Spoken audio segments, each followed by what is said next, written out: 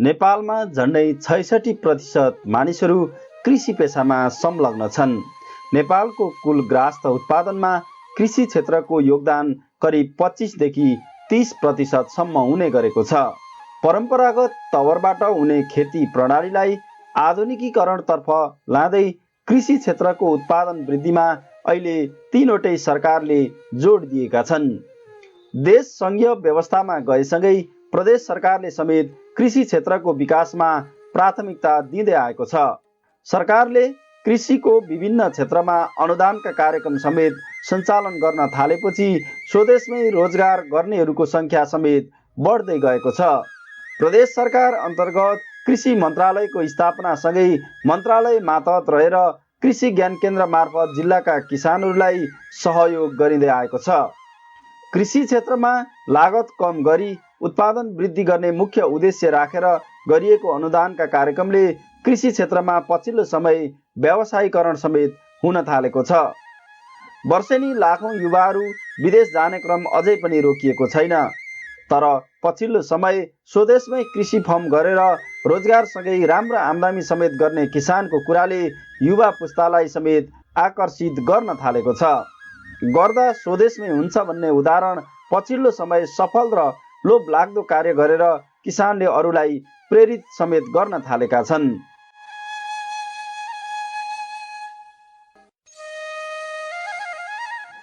यी हुन् मोरङ जिल्लाको ग्रामथान 4 स्थित पिङटोलका विश्वेश्वर महतो। उहाँले 10 वर्षसम्म रिक्सा चलाउनुभयो। तर रिक्सा चलाउन छोडेर तरकारी खेती सुरु गरेका महतो अहिले गाउँकै नमुना किसान भएका छन्। जग्गा भाडामा लिई व्यावसायिक तरकारी खेती सुरु गरेका महतोले अहिले तरकारी बिक्रीको आम्दानीले 2.5 बिघा जग्गा समेत जोड्नु भएको छ। महतोलाई रिक्सा चलाएर जीवनस्तर नफेरिने लागेपछि कृषि क्षेत्रमा काम गर्ने सोच आयो। कृषिको मोहले उहाँले रिक्सा चलाएर कमाएको सानो रकमले गाउँमै जग्गा भाडामा लिई 15 वर्ष अघि सब्जी खेती सुरु गर्नुभयो। घर खर्च धान्न गाह्रो भएको अवस्थामा महतो परिवारले सुरु गरेको व्यवसाय सब्जी खेतीले अहिले गाउँको नमुना कृषि फार्म बनेको छ। लगाएको छौँ 1 बिघा जति छ होइन। अनि बोडी पनि छ 12-13 कट्ठामा। लौको छ करिब 15 कट्ठामा लौका होइन। यस्तै बेमौसम सब्जी खेती छ अहिले हाम्रो। अनि बैगुन छ 8-9 कट्ठामा बैगुन पनि छ। राम्रै हुन्छ आम्दानी वार्षिक 15 लाख जति भइहाल्छ फाइदा अहिले। व्यापारीहरू अहिले दमकबाट आउँछन् होइन। दमकबाट आउँछ लिन गाडी यहीँ आउँछ घरमै लिन आउँछ गाडी। अनि अरू व्यापारी आउँछ लिन। यस्तो हामी पनि अब उसको बढी दियो भने म हामी आफै पुगाइदिन्छु नभए फोनमा कन्ट्याक्ट गरेर ऊ आफै आउँछ यहाँ लिन। 1 बिघा जग्गाबाट सुरु भएको महतोको सब्जी खेती अहिले 5 बिघामा विस्तार भएको छ। भाडाको जग्गामा सुरु भएको तरकारी खेतीको आम्दानीबाट महतो परिवारले अहिले 2.5 बिघा जग्गा जोडिसक्नु भएको छ। किसानको समस्या र चुनौती के हुन् भन्ने कुराको पहिचानका लागि 1 नम्बर प्रदेश सरकारले किसानसँग कृषि मन्त्री कार्यक्रम समेत सञ्चालन गरेको छ। यससँगै मन्त्री आफै किसानको खेतबारीमा पुग्न थाल्नु भएको छ। किसानका घरमा पुग्नुभएका कृषि मन्त्री झलकबहादुर मगरले किसानको समस्या पहिचान गरी समाधानको मार्ग खोजिने बताउनुभयो। उहाँहरूले उत्पादन गरेको चिजहरू बजारसम्म लिएर जानको निम्ति चाहिँ उहाँहरूले चाहिँ साधनको कुराहरू उठाइराख्नु भएको छ। अब गुणस्तरीय बिउ चाहिँ हामीले प्राप्त गर्न सकिरहेका छैनौँ भन्ने कुराहरू उठाउनु भएको छ। रासायनिक मलको कुरा पनि उठाउनु भएको छ। यदि रासायनिक मल उपलब्ध हुँदैन भने प्राङ्गारिक मलको प्रयोग हामीले गर्न पाउनुपर्छ र प्राङ्गारिक मल सम्बन्धीको ज्ञान पनि हामीलाई हुनु पर्यो भनेर उहाँले उठाउनु भएको छ। र यसपटकबाट उहाँले यहाँ किसानले बिन्देश्वरजीले यो चाहिँ रासायनिक मलको सट्टामा यसपटक रासायनिक मल पाउनु भएन। उहाँहरूले प्राङ्गारिक मल प्रयोग गर्नुभएको उहाँले अहिले यहाँ बताउँदै हुनुहुन्थ्यो। एकदमै राम्रो ढङ्गबाट चाहिँ प्राङ्गारिक मलले पनि काम गर्यो। प्राङ्गारिक मलबाट पनि उत्पादन वृद्धि गर्न सकिने रहेछ भन्ने कुरा उहाँले भनिराख्नु भएको छ। र मलाई आशा छ किसानहरूले जुन यो उत्पादन गरिराख्नु भएको छ तरकारी खेती लगायत अन्य यसमा चाहिँ उहाँहरूलाई अहिले बजारसम्म पुग्नको निम्ति बजारमा उचित मूल्य प्राप्त गर्नको निम्ति अलिकति बिचौलियाहरूको जो समस्या छ मूल्य प्राप्त उहाँहरूले गर्न नसक्ने खालको समस्याहरू छन्।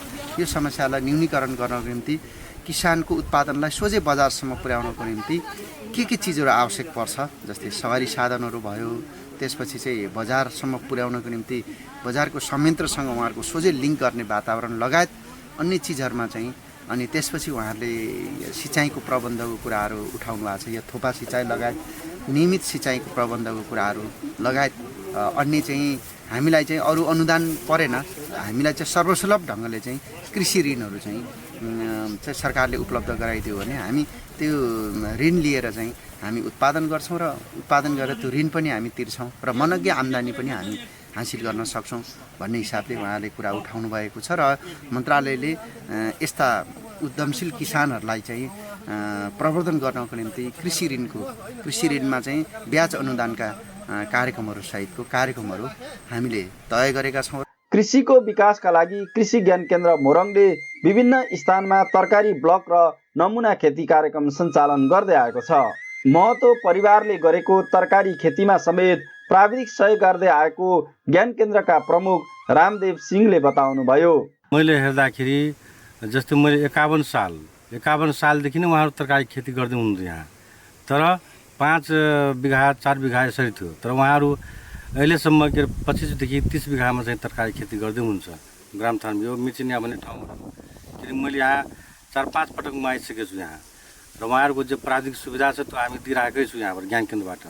त्यसैले अब यसको के छ कि यो अब मूल कुरा के हो, बजारीकरण हो। अब बजारमा के जो काँचो तरकारी हो, अब टनासम्म पुर्याउनुको लागि उहाँहरू एउटै म के हेर्दैछु कि गाडीको अलिक समस्या छ र बाटोको समस्या छ। गाडी यहाँ भयो भनेदेखि ढुमानीको लागि गाडी भइदियो भनेदेखि उहाँहरू अझै चाहिँ उत्पादन गर्न सकिन्थ्यो। महतोको जस्तै मोरङमा 100 बिघा क्षेत्रमा व्यावसायिक तरकारी खेती हुँदै आएको छ। खेती विस्तार र प्रोत्साहनका लागि किसानलाई थप सहयोग गर्नुपर्ने उनीहरूको भनाइ छ। अब बारी यस्तो लगाउँछु, जनहरूको 10-12वटा जन पनि खटाउँछु, सबै थोक राम्रोसँग भाउ भएको बेलामा कुनै दिन 50,000 पनि आउँछ दिनसैको, कुनै दिन 20,000 पनि आउँछ, 10,000 पनि आउँछ।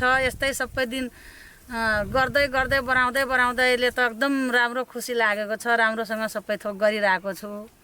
अनि उता ब्याज पनि कम दिएको छ, कृषिमा अलिकति पैसा पनि 20-25 लाख चलाइदियो।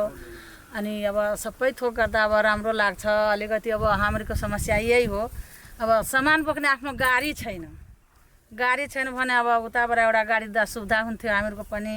अब यहाँ चाहिँ हामीहरूको लोकल सब्जी राम्रो सब्जी अब ठाउँमा पुगाउँदा अलिक राम्रो हुन्छ, महँगो बिक्छ।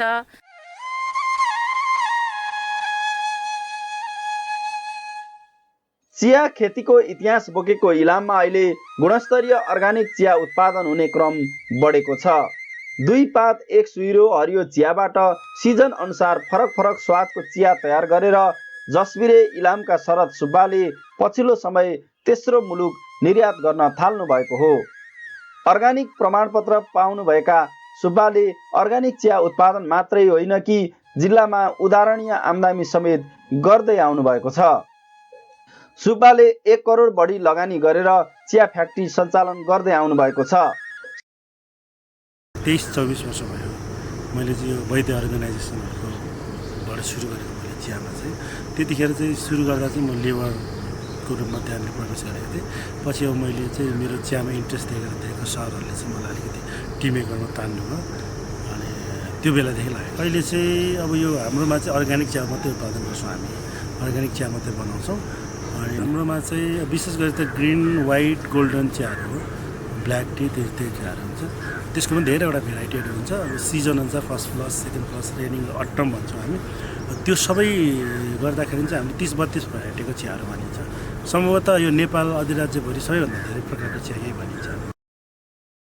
सरकारले मजौला अनुदानका कार्यक्रम समेत उपलब्ध गराएपछि उहाँको कृषि कर्ममा समेत थप प्रेरणा मिलेको छ। पछिल्लो समय उहाँले सिजन अनुसारको फरक स्वादको अर्गानिक चिया उत्पादन गर्दै आउनु भएको छ। अर्थोडक्स चियाको first flush, second flush, rainy र अटम गरी 4 सिजन हुन्छ। 4 सिजनको गरी जसबिरे अर्गानिक चिया उद्योगमा 32 प्रकारको चिया तयार हुँदै आएको छ, जुन चियाको प्रकारमा उदाहरणीय कार्य समेत हो। नेपालको चियाको राजधानीको रूपमा परिचित इलाममा पछिल्लो समय गुणस्तरीय चिया उत्पादनमा किसानको ध्यान समेत तानिएको छ। सिटिसी चियाको भन्दा मूल्य बजार राम्रो हुने भएकाले किसानले अर्ग्यानिक र गुणस्तरीय चिया उत्पादनमा जोड दिन थालेका छन्। त्यसका लागि कृषि मन्त्रालयले समेत प्रमाणीकरण गर्नेदेखि अन्य कुराको व्यवस्थापनमा आफू पनि लागि परेको र किसानले समेत समन्वय गर्नुपर्ने कृषि मन्त्रालय प्रदेश नम्बर 1 का सचिव मेघनाथ तिमसिनाले बताउनुभयो।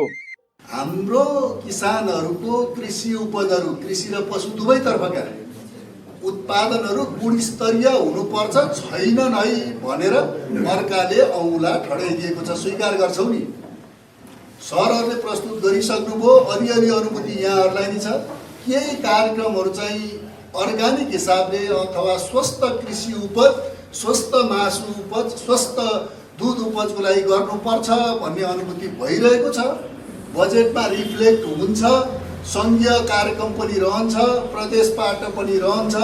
तर जहाँ कार्यान्वयन गरिएको हो त्यसले निरन्तरता किन पाउन सकेन र कसैले असल सुरुवात गर्नुभएछ भने छिमेकले किन हामीले एप्रिसिएट गर्न सकेनौँ, जसले गर्दा विदेशीहरूले सधैँ तपाईँहरूको अदुवा चाँचे पनि यस्तो छ, चिया त धेरै पहिला विदेशमा चाँचेर फर्केर यहीँ आएको अवस्था छ। यी सबै कुराहरू भएकोले यसमा अब प्रदेशको कृषि मन्त्रालय केमा केन्द्रित छ भन्नुहुन्छ भने उत्पादन गुणस्तरीय बनाउने। दुईटा तरिका यहाँहरूले भनिरहनु भएको अर्ग्यानिक भनेर हाम्रै स्वदेशको उपभोक्ताहरूलाई लक्षित गरेर कुन कुन चिजहरू उत्पादन गर्न सकिन्छ पहिला त्यसमा जाउँ।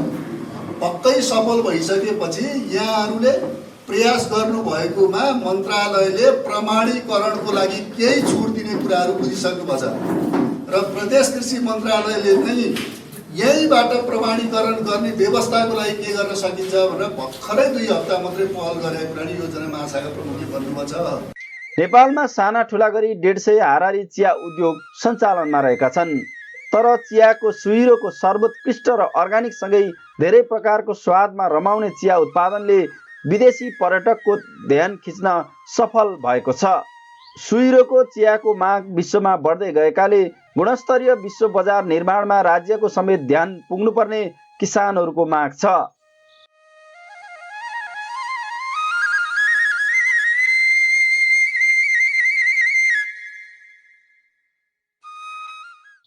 मोरङका महतो र इलामका सुब्बा जस्तै झापाका अर्का किसान डिल्लीराम उप्रेतीको कथा पनि रोचक छ। साइकलमा फुल बिक्री गर्ने उप्रेतीले अहिले 4 चक्के गाडी चढेर बजारीकरण गर्न सफल बन्नु भएको छ। उप्रेतीले सानो क्षेत्रबाट केही वर्ष अघि फुल व्यवसाय थाल्नु भएको थियो। गर्दा हुन्छ भन्ने उदाहरण उप्रेतीले समाजमा नमुनाको रूपमा देखाउनु भएको छ। उहाँले उत्कृष्ट निजी वन राष्ट्रिय पुरस्कार 2074 र राष्ट्रपति उत्कृष्ट कृषक पुरस्कार 2075 समेत प्राप्त गर्नुभएको छ। राज्यले ब्याज अनुदानदेखि अन्य प्राविधिक सहयोग गरेपछि उप्रेतीलाई थप प्रेरणा मिलेको छ। जम्मा तिर्नुपर्ने चाहिँ 3.5 लाख वार्षिक ब्याज दर पर्छ भने 5 लाख रुपियाँ चाहिँ नेपाल सरकार मार्फतै भुक्तानी हुन्छ। त्यो ठुलो अनुदान सहयोग हो। यसले चाहिँ के गरेको छौँ भने पछिल्लो समय भर्खरै त्यो पैसा डिस्प्याच भयो। हामीले पछिल्लो समय 5 बिघा क्षेत्रफल भाडामा लिएर जग्गा सुरुङ्गामा एउटा नर्सरी निर्माण गरेका छौँ। त्यसमा नर्सरी मात्रै नभएर एउटा लर्निङ सेन्टर जस्तो त्यहाँ चाहिँ एग्रो टुरिज्मलाई फोकस गरेर हामीले विभिन्न किसिमका एक्टिभिटिजहरू गर्छौँ। त्यसमा अहिले स्टाफ बस्ने काम, टनलहरू निर्माण काम धमाधम भइरहेछ भनेपछि अलरेडी हाम्रो रनिङ 1 बिघामा नर्सरी हजुरले देखिराख्नु भएको छ भने हामीले खेती विस्तार गर्ने हो कि जुन खेतीमा सम्भावना छ नयाँ नयाँ कुराको चाहिँ हामीले रिसर्च तथा त्यसको चाहिँ तपाईँको डेभलपमेन्ट गर्ने हो कि जस्तो मेवा हाइटेकका कुराहरू गरिरहेछौँ, सँगसँगै वाटरमेलन माटोको कुरा गरिरहेछौँ र सफल भइरहेका छौँ भने यी कुराहरूलाई अपग्रेड गरेर देशभरि हामीले फैलाउने हो र त्यसको लागि डिफ्रेन्ट लोकेसनमा हामीले चाहिँ त्यसको नर्सरी बेर्नाहरू उत्पादन गर्ने हो भने सँगसँगै यतिले मात्रै पुग्दैन। हामी त बजारमा साँगुरिँदै जान्छौँ भनेपछि हामीले अपकमिङ इयरमै प्रदेश नम्बर 1 मा हामीले यो 2 वर्षभित्रमा 10 वटा जति जुस सेन्टरहरू निर्माण गर्ने आफ्नो उत्पादन जस्तो वाटरमेलन भयो, पपैया भयो, बिटरुट्स, क्यारोट जे उत्पादनहरू छ त्यो चाहिँ प्रोसेसिङ गरेर त्यहाँ जुस बनाएर हामीले 10 वटा सेन्टर मार्फत बेच्दाखेरि हामीले 20-25 जनालाई रोजगारी पनि दिन्छौँ र हाम्रो रहरू डाइरेक्ट पनि कन्ज्युमर कहाँ पुर्याउँछौँ। त्यो कन्सेप्ट पनि हामी अगाडि बढाउँछौँ। त्यो पैसा चाहिँ हाम्रो त्यसैको लागि विशेष गरेर सदुपयोग हुन्छ सर। उप्रेतीको बगानमा पछिल्लो समय दर्जन बढी स्थानीयले रोजगारी समेत पाएका छन्। गाउँघरमै व्यावसायिक रूपमा कृषि व्यवसाय खुलेपछि रोजगारी समेत सिर्जना हुँदा स्थानीय बासिन्दाहरू समेत लाभान्वित भएका छन्। एकदम राम्रो लाग्छ। अब नजिकै आफ्नो गाउँघरमा हामी छरछिमेकी जस्तै तल्लो घर माथिल्लो घर होइन। अब यहाँ भाइले यसरी गर्नु भएर हामीले पनि केही फुसुको टाइममा रोजगारी पाइएको छ। प्रदेश सरकारले पछिल्लो समय पूर्वी नेपालको भूगोल अनुसार कृषि व्यवसायलाई जोड दिँदै आएको छ। पशुपालन, माछा उत्पादनदेखि बालीको विकासमा पकेट, ब्लक, जोन हुँदै सुपर जोन जस्ता कार्यक्रम समेत सञ्चालन भएका छन्। सङ्घीय सरकारको नीति नियममा रहेर पछिल्लो समय कृषि क्षेत्रको विकासलाई ठोस गति दिन कृषकका अपेक्षाकृत कार्यक्रम सञ्चालन गर्नुपर्ने आवश्यक देखिन्छ।